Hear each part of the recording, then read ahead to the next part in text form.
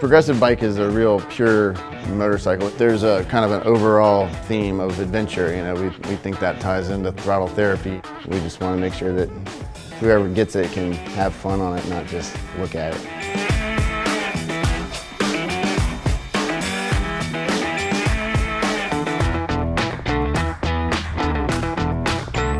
I don't know if I could have prepared myself for this exactly. I'm kind of a little nervous that my girlfriend's gonna break up with me, but it is for a good cause. I hope she understands.